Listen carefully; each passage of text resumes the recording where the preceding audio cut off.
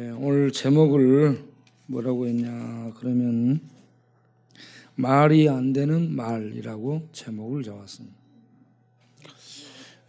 말이 안 되는 말을 했는데 말이 안 된다는 얘기예요. 우리들이 주로 그렇게 살잖아.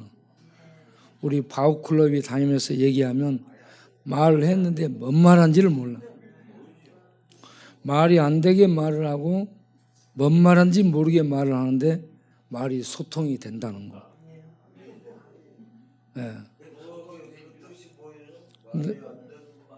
놀라운 일이에요. 그러니까 우리 바우클럽만 나는 말이 안 되게 말을 하는 줄 알았는데 하나님도 말을 안 되게 말씀하셔. 하나님은 말이 안 되게 말을 하는 게 너무 많아. 그래서 하나님은 계속 세상을 향해 말씀하시는데 세상 사람이 알아먹어요? 못 알아먹어요? 못 알아먹는 거야. 아니 잘 알아먹을 것 같은데 못 알아먹거든. 그 하나님도 바우클럽인가?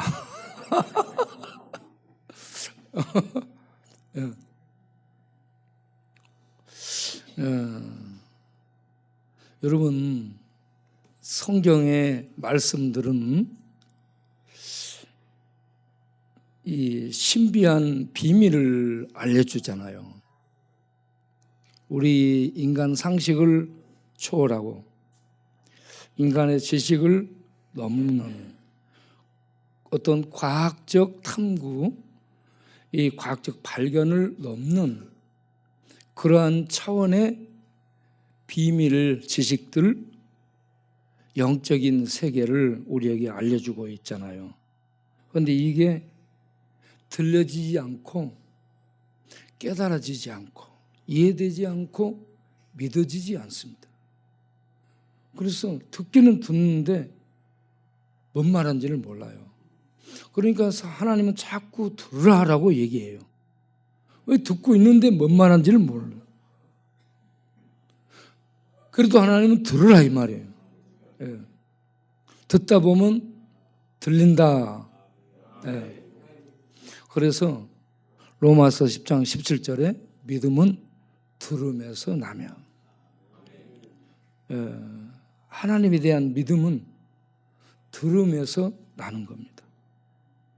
하나님의 말씀을 들을 때에 믿음이 생겨나서 비밀, 신비, 영의 세계, 하늘의 세계, 하늘의 능력들, 하나님의 보좌, 하나님의 존재, 하나님의 행하심, 이 모든 알 수 없는 지식 체계를 알게 되고 받아들이게 되고 믿게 되고 붙들게 되고 내가 그 위에 설 수 있는 이런 믿음의 연합이 있게 된다는 겁니다.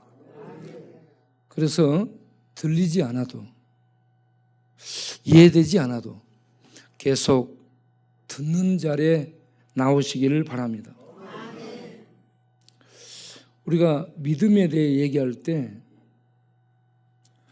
뉴욕을 갔다 온 사람이 뉴욕에 대해서 가서 보니 뉴욕이 있더라 얘기하잖아요. 그러니까 뉴욕을 가본 사람이 와서 얘기할 때 우리는 안 가봤는데 뉴욕이 미국 거기에 가니까 있더라, 동부에 가니까 있더라. 갔다 온 사람이 뉴욕이 거기 동부에 있다 하더라. 그러니까 갔다 온 사람이 얘기하니까 믿죠, 여러분? 뉴욕 안 가봤죠? 그런데 뉴욕 있는 거 알죠? 뉴욕이 거기 있는 거 알죠?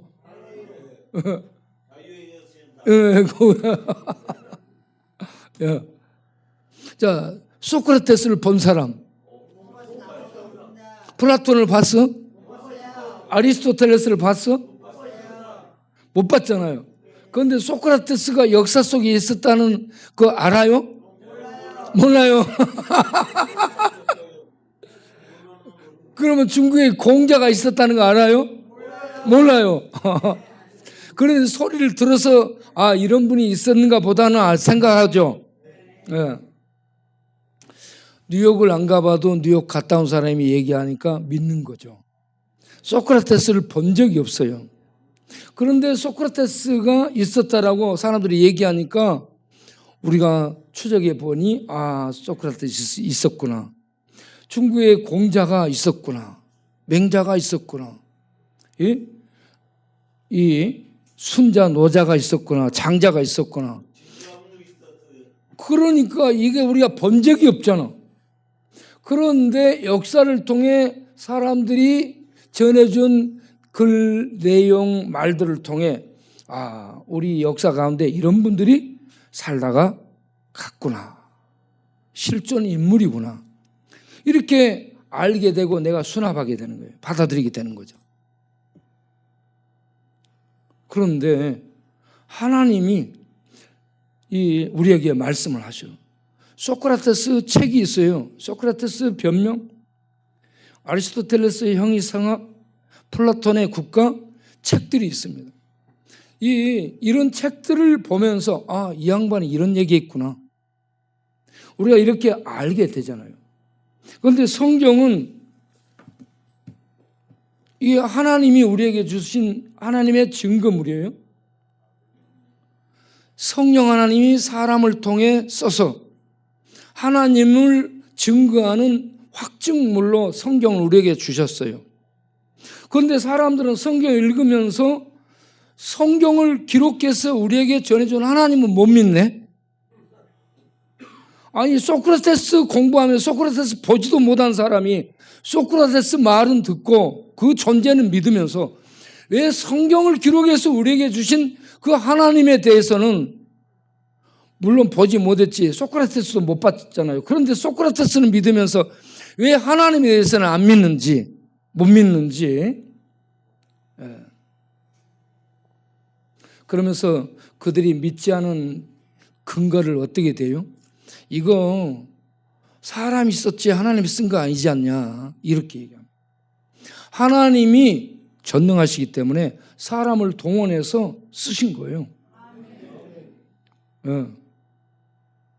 그러면 사람들의 글은 선연의 글, 지혜의 글, 그 속에 심오한 어떤 뭐가 있을 것이라고 공부하고 이렇게 고전을 떠들어 보면서 연구하고 그렇게 돈 주고 다니면서 배우는데 이 성경에 대해서는 이 하나님이 사람들을 사용해서 기록한 이 성경에 대해서는 읽으면서도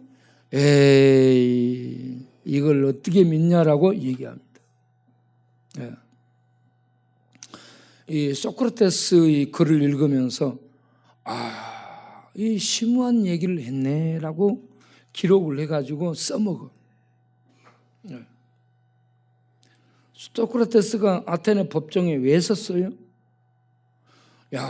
소크라테스 변명을 보게 되면 그가 아테네 법정에 서게 된 게 그리스 사람들이 믿고 섬기는 신과 다른 신을 믿고 전했다는 이 죄목으로 서게 되잖아요. 다른 신을 소크라테스가 믿은 거예요. 그리고 다른 신을 전했어요. 그리고 청년들을 타락시켰다는 이러한 제목으로 소크라테스를 법정에 세운 겁니다. 이런 내용 정말 좋다. 이런 것은 이렇게 자료를 따가지고 얘기해요. 소크라테스 누가 이렇게 얘기했다, 이렇게 얘기했다. 그런데 성경을 읽으면서 성경 말씀에 대해서는 믿을 수 없어. 그건 거짓말이야. 이렇게 단정을 한다는 얘기입니다.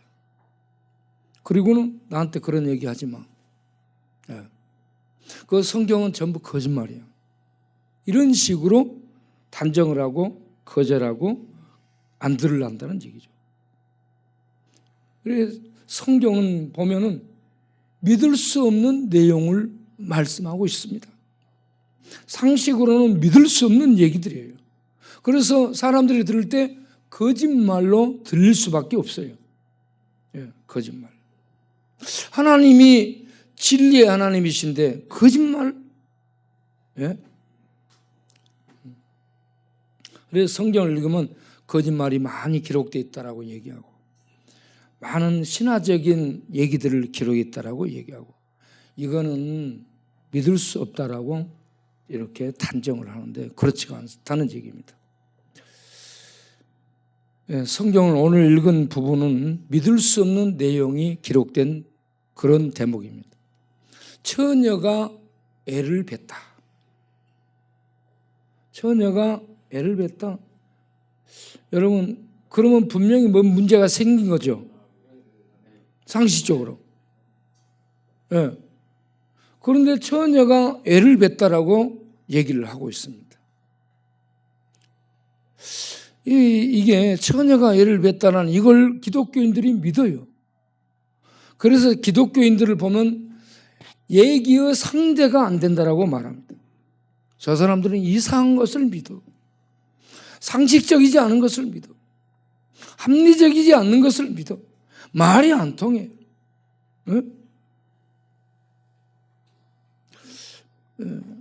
거기에다가 이 예수님이 죽었어요. 죽으면 끝이잖아. 그런데 죽음으로 죽음을 파괴했다. 아니 죽으면 끝이지 왜 죽음으로 죽음을 파괴할 수 있어? 어떻게? 그게 말이 되는 거야? 죽으면 끝나는 거지. 그리고 죽었다가 다시 부활했다. 죽었다가 다시 살아났다. 네. 이런 것들이 믿을 수 없는 내용입니다. 처녀가 애를 낳았다. 네. 그러니까 믿을 수 없는 얘기를 믿을 수 있도록 하기 위해서 구약에 보면 아브라함이 100살이 되고 그 부인이 90살이 돼서 애를 낳을 수 없는 육체적 환경, 몸의 환경이 애를 출산할 수 없는 그런 노경에 이르렀을 때 하나님이 그들에게 은혜를 주셔서 애를 낳게 하잖아요. 애를 낳을 수 없는데 애를 낳게 하신 이걸 믿잖아요. 그런 것처럼 신약에 와서 처녀가 애를 갖게 됐어요.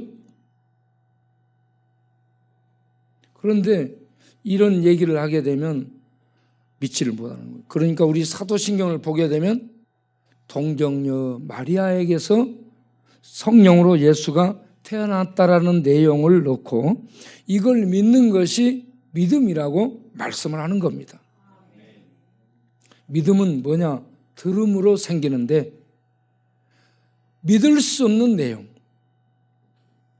거짓말 같은 내용을 듣고 받아들이고 그걸 사실로 인정하고 그 위에 나를 세우고 그 말씀의 인도를 따라 살아가는 것이 믿음인 줄로 믿으시기를 바랍니다. 그래 오늘 이렇게 보게 되면 마태복음 1장을 열게 되면 아브라함과 다윗의 자손 예수 그리스도의 세계라 이렇게 포문을 열게 됩니다. 구약이 말라기에서 끝나고 신약이 마태복음에서 시작되면서 거기에 보게 되면 구약의 두 중요한 인물이 등장하죠. 아브라함과 다윗입니다. 마태 이 제자가 구약을 잘 정리를 한 거예요. 아브라함이라는 인물과 다윗이라는 인물로 구약을 정리하면서 대표적인 이들을 이렇게 제시하면서 예수 그리스도, 동정녀를 통해 태어난 예수 그리스도, 그분은 그냥 이렇게 돌담에서 태어나거나 우화 속에서 이렇게 바다에서 뭐가 이렇게 출현해가지고 나타나거나 그런 것이 아니고 하나님이 이스라엘에게 약속을 주고 어떤 사람을 불러 그들과 언약을 맺고 그 언약한 내용을 그대로 이스라엘의 역사 속에서 이어오신 그 하나님이 그 뿌리를 쭉 계승해서 이제 때가 돼가지고 열매를 맺게 하는 실제적인 주인공, 그 주인공을 등장시키는 그런 역사적인 그 내용들을 마태복음 1장에서 앞부분에 쭉 열거를 하고 있습니다. 그 대표적인 사람을 아브라함에게 하나님이 언약을 주셨죠. 내 씨로 말미암아 천하 만민이 복을 얻을 것이다. 아브라함의 씨는 후손을 얘기하고, 다윗에게는 내 뒤를 이을 아들이 영원한 왕권을 가지고 영원히 그 나라를 통치하게 되리라 하고 언약을 주셨어요. 이 아브라함 언약, 다윗의 언약을 중심으로 해가지고 이렇게 역사를 진행을 시키는데, 이스라엘 백성들이 하나님 앞에 죄악을 범함으로 나라가 망하고 왕들이 잡혀가고 나라가 끝났어요. 그리고 하나님의 계시도 없어지고 하나님의 나타나심도 없고 선지자를 통해 말씀을 주신 것도 없고 침묵의 기간이 이어지고 있습니다. 그때에 사람들은 생각하기를 이제 하나님의 약속한 것은 끝난 거야.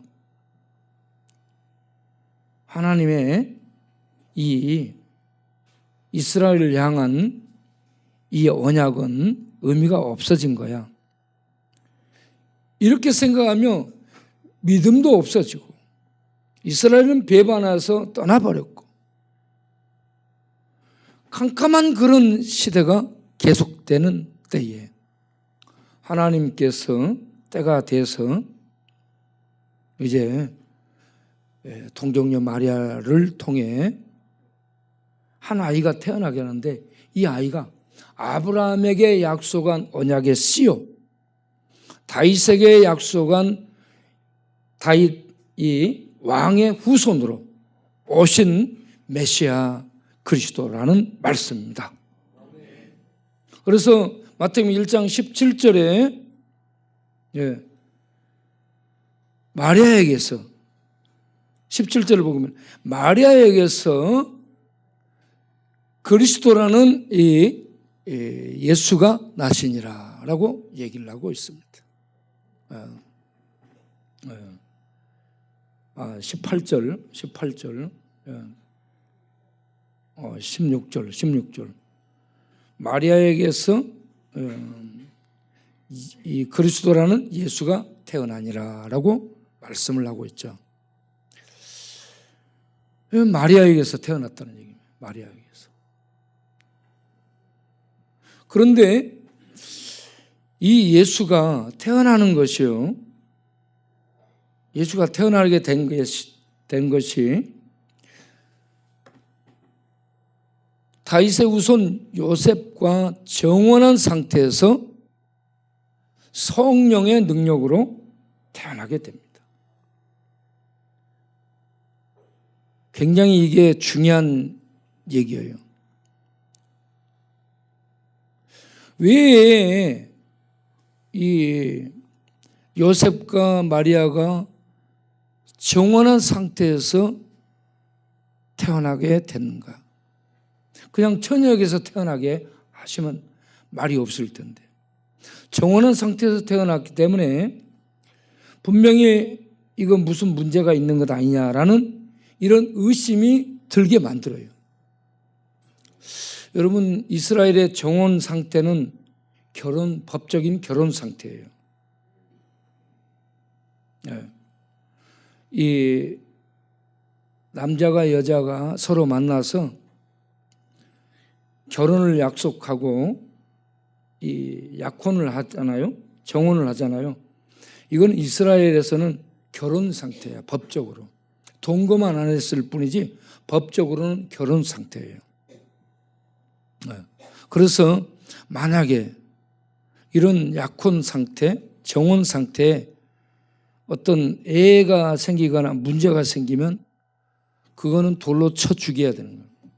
신명기 22장 23절에 보게 되면 그런 경우는 처녀가 애를 정혼한 상태에서 애를 갖게 되면 공개 처형을 당하는 겁니다. 그런 위험한 상황을 만들면서 이 다윗의 후손 요셉과 결혼한 정혼한 마리아에게서 이렇게 아이가 태어나도록 하신 이유는 예수는 메시아는 반드시 다윗의 자손으로 태어나야 되기 때문에 그렇게 하신 줄로 아시기를 바랍니다. 다윗의 후손이어야 돼. 분명히 법적으로 다윗의 후손으로 태어나야 돼. 이 다윗의 후손으로 태어나야 다윗에게 언약한 그 언약이 이루어지는 겁니다. 그러면서 동시에 또 처녀에게서 태어나야 돼요. 아줌마에게서 태어나면 안 되는 겁니다. 처녀에게서 태어나야 되는 이게 성경의 구약에 미리 다 약속으로 주어졌어요. 이사야 7장 14절에 보면 보라 처녀가 잉태하여 아들을 낳으리라. 거기에도 처녀라고 했지 아줌마가 애를 낳으리라 하지 않았어요? 예.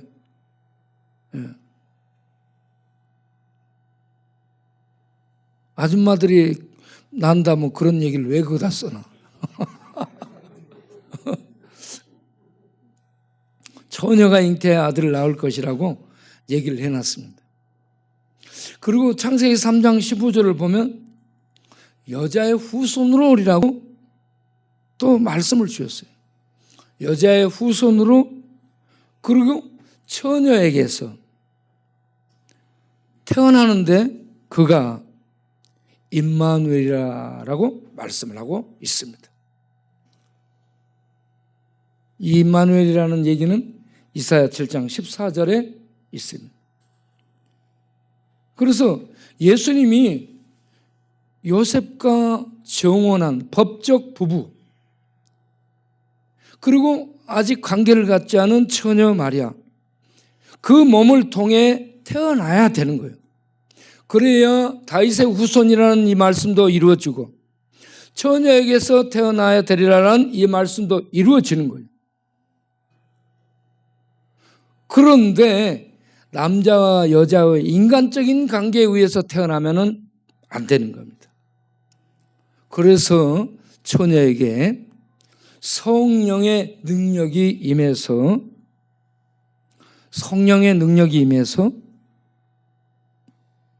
처녀에게 아이가 태어나게 된 거죠. 임신하게 된 겁니다. 임신하게 된 거예요. 여러분, 이렇게 처녀에게 임신했다는 것을 믿을 수 있어요? 예, 그렇죠. 이게 상식적으로는 안 되는데 이해가 안 되는 일이죠. 예. 그래서 이제 믿음이 필요한 거죠. 세상 사람은 이게 거짓말이야 라고 하는데 우리는 하나님은 전능하신 분이잖아요. 아브라함이 100살 됐을 때 사라가 90살이 됐을 때 애를 갖게 하셨잖아요. 그런 전능하신 하나님의 능력이 처녀인 마리아에게 임했다면 처녀 마리아에게 어찌 아이가 임신되는 이런 일을 못할 수 있겠어요? 능히 할 수 있을 줄로 믿습니다. 예. 그런데 이 내용을 마리아는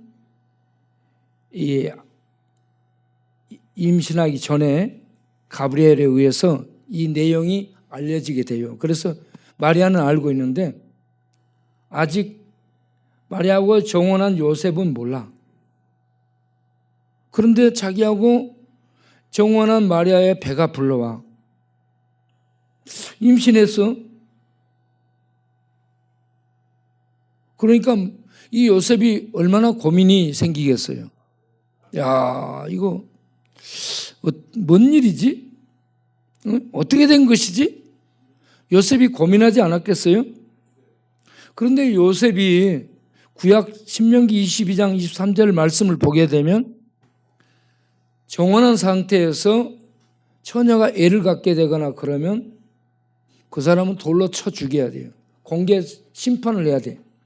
그러면 마리아의 몸에 애가 생겼으니까 마리아를 이 재판장에 내보내서 불륜을 저지르는 사람으로 공개 처형을 시키고 죽여야 되는가?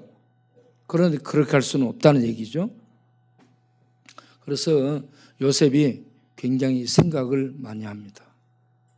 고민을 많이 했어요. 어떻게 할까? 고민만 했겠어요? 기도했겠죠? 네, 기도를 했을 겁니다. 야, 이 문제를 어떻게 해야 되나? 기도했어요. 그리고 마음에 결심을 하죠. 어떻게 결심해요? 가만히 이 문제를 해결해야 되겠다. 그래가지고 그냥 가만히 끊고자라고 얘기를 하는데, 가만히 끊는다는 얘기는 파혼을 하겠다는 얘기입니다. 정혼한 것은 법적 결혼이에요. 그래서 아직 서로 살지는 않았지만 법적 부부이기 때문에 이 파혼을 하고 조용히 끝내서 마리아를 죽이지는 않아야 되겠다, 이런 생각을 하게 됩니다. 이런 이 요셉을 향해 성경은 뭐라고 얘기해요? 의롭다라고 얘기합니다. 의롭다. 예. 의롭다, 이것이 완벽하게 옳다는 얘기가 아니고, 이 상황을 해결하기 위해서 평정심을 잃지 않고 생각하고 바르게 판단하게 애썼다는 얘기입니다. 평정심을 잃으면 이런 경우는 술 마시고요, 찾아가서 이리 나와, 너 단판 짓자, 그래가지고 난리법석하고 그리고 법정에 간다든지 난리를 칠 거 아니에요. 그런데 그렇게 하지 않고 기도하고 이 속에 하나님의 어떤 뜻이 있을 텐데 하나님의 뜻을 찾고 그리고 기다렸죠. 그러면서 해를 입히지 않고 마리아 다치지 않고 수치 주지 않고 조용하게 해결해야 되겠다, 이렇게 생각하고 있을 때 그 밤에 가브리엘이, 마리아에게 나타났던 천사 가브리엘이 또 나타나서 뭐라고 얘기하냐면, 다윗의 자손 요셉아, 굉장히 중요한 부름을 합니다. 예. 자, 다윗의 자손 요셉아. 예. 그 다음에 네 아내라고 얘기하죠. 지금 법적으로 결혼한 상태이기 때문에 아직 부부로 살진 않은데 내 아내라고 얘기하는 거예요. 내 아내 마리아 데려오는 것을 두려워하지 말아라. 겁내지 말아라. 예. 아무 문제가 없으니까 겁내지 말아라, 그런 얘기입니다. 그러면서 그가 임신했는데 그에게 잉태된 것은 사람에 의해서 잉태된 것이 아니고 거룩하신 하나님 성령에 의해 잉태된 것이다.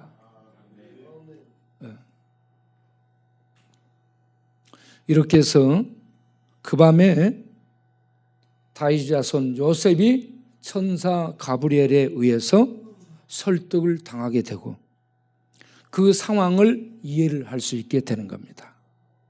그렇게 해서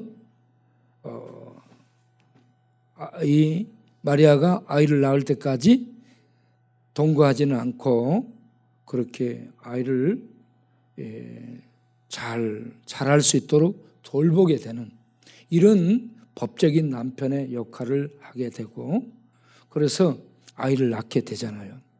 그런데 여기에서 태어날 아이의 이름이 뭐예요? 예수. 저는 이 마태복음 성경을 읽을 때 마음을 탁 먹고 성경을 한번 읽어봐야지 하고 딱 펼쳤는데, 이 마태복음 1장 족보 문제를 이해를 못하니까 읽지를 못한 거죠. 네. 읽지를 못하고 항상 잠을 자고 졸고 있었고 그랬어요.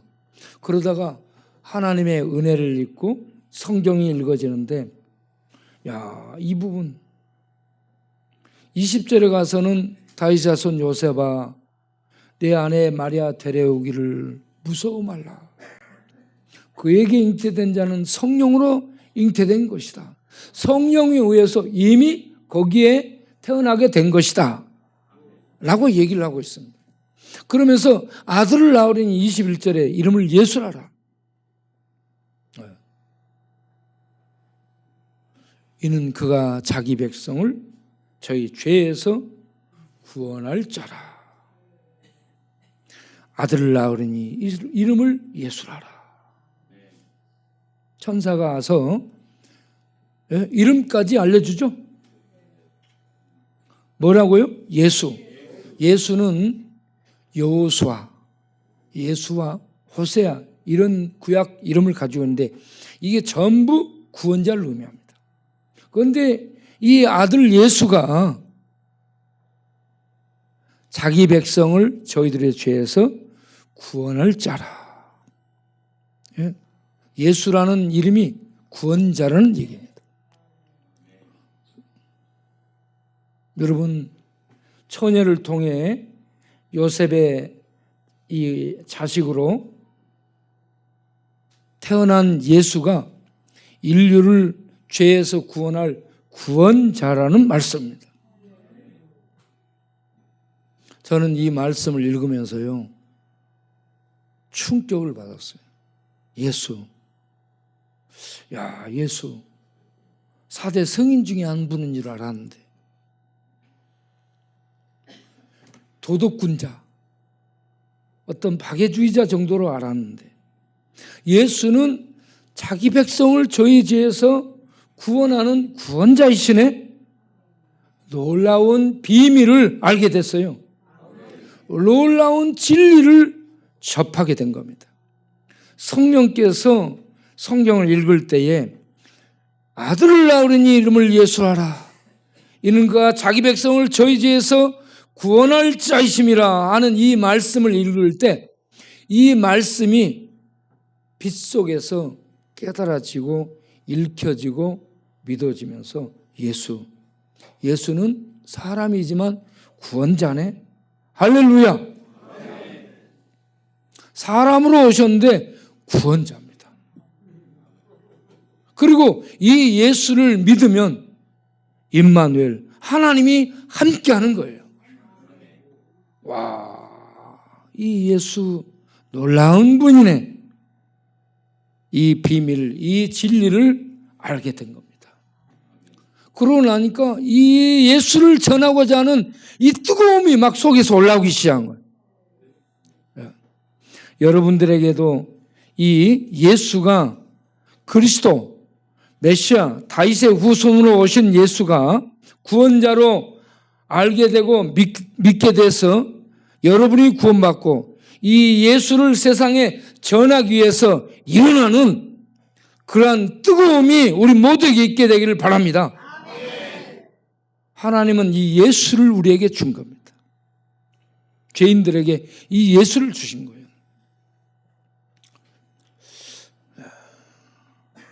그리스도인은 누군가?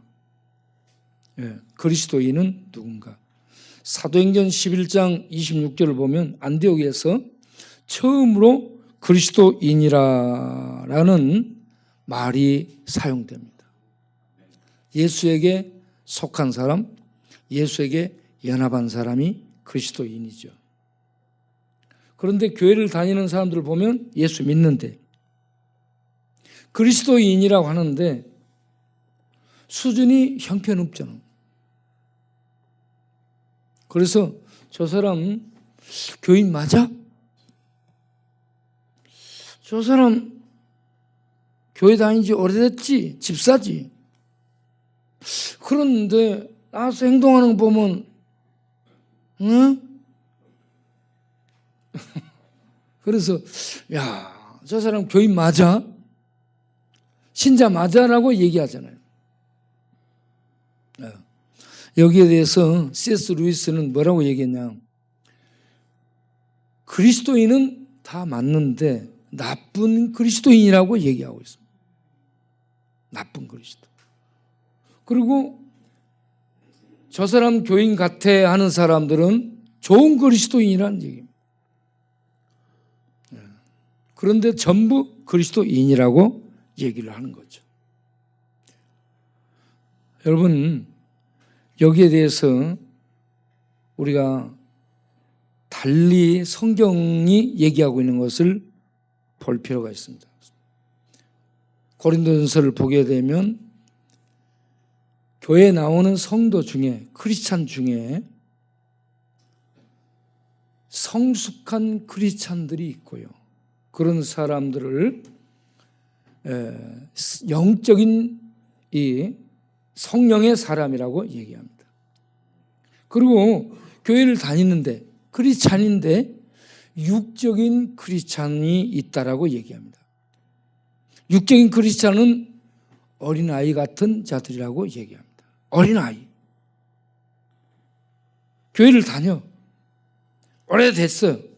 직분도 받았어요. 일도 해요.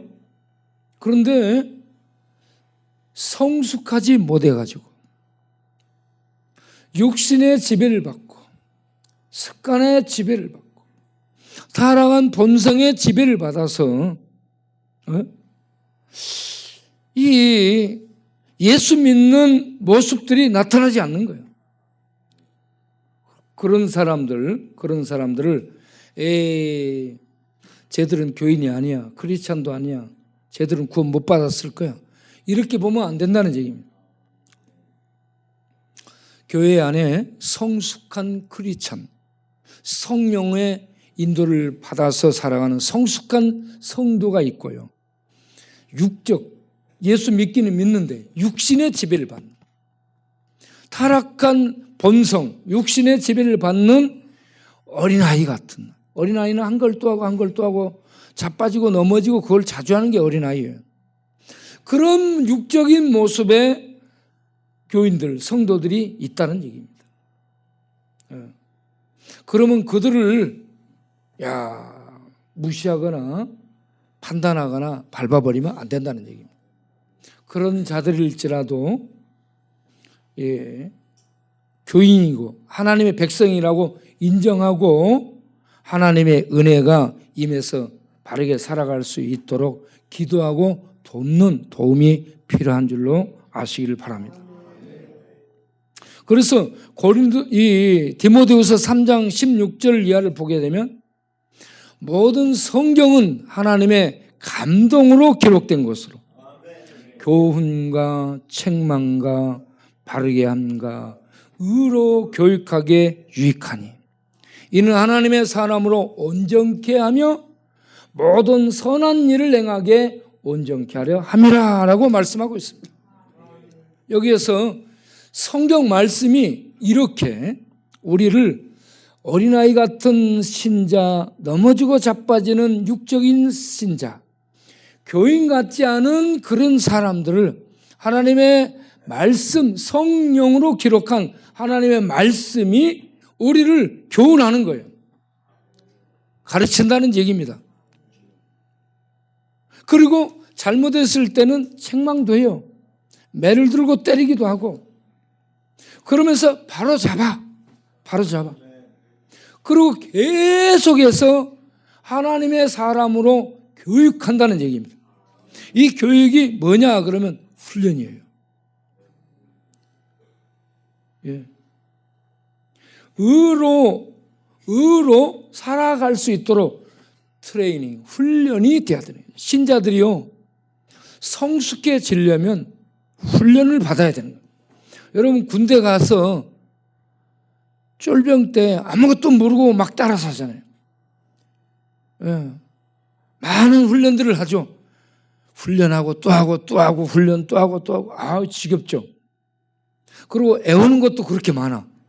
애우고 또 애우고 또 애우고, 애우면 애워도 맞고 못 애워도 맞고. 무조건 맞네. 애우면요 잘 애운다고 맞아요. 못 애우잖아. 못 애운다고 맞아. 너 지가 시켜 잘하잖아. 너는 왜 잘해 하고 맞아. 못하잖아. 너는 왜 못해 하고 맞아. 무조건 맞아요. 그런데 그렇게 맞고 상병쯤 되잖아. 그러면 이제 환해지는 거예요. 혼내죠. 그래서 여유가 생겨요. 그게 뭐냐? 훈련이 됐다라는 얘기입니다. 훈련이 됐다. 그러니까 우리들이 교회 다니면서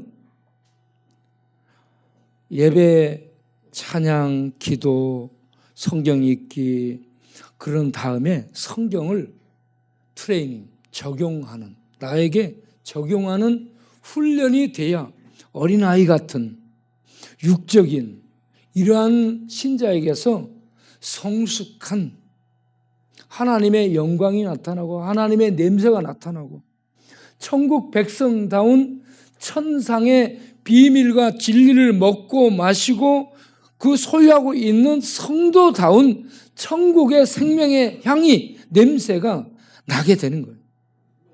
훈련을 통해서 만드는 겁니다.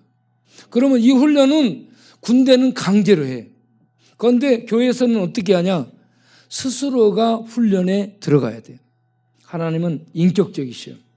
군대처럼 강제로 폭력으로 교도소처럼 폭압으로 하지 않고 인격적으로 이렇게 말씀하면서 자발적 순종으로 그 말씀을 본인이 받아들여서 본인이 그 말씀에 순종하는 훈련을 해가지고 본인이 따라오도록 하고 있습니다. 그런 하나님 앞에서 우리들이 뭐라고 얘기하냐? 존말할 때 들어라, 이런 얘기를 하는 거예요. 조교들이 늘 그러잖아요. 조교들이. 네? 네.